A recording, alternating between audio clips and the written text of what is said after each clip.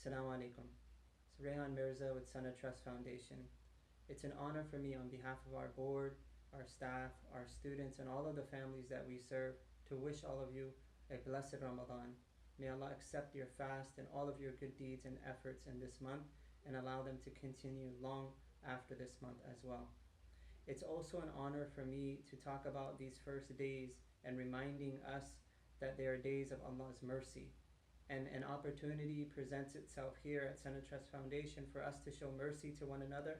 We're launching our Raindrops campaign. We've titled it the Raindrops campaign because when we look at rivers and oceans and the beauty and the magnificence and even the power that they have, we often neglect to understand and remind ourselves that they began with a raindrop that may have fallen on a mountaintop far away, but collectively these raindrops came together to form streams, rivers, and eventually the oceans of the world today. Sanad needs all of us to be the rain. Together, we can support this cause and this foundation long into the future.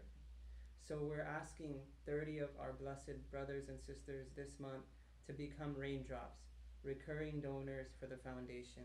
In whatever amount that you can give, you have our dua, you have our gratitude, and you have our amana that we will fulfill the responsibility of whatever you give.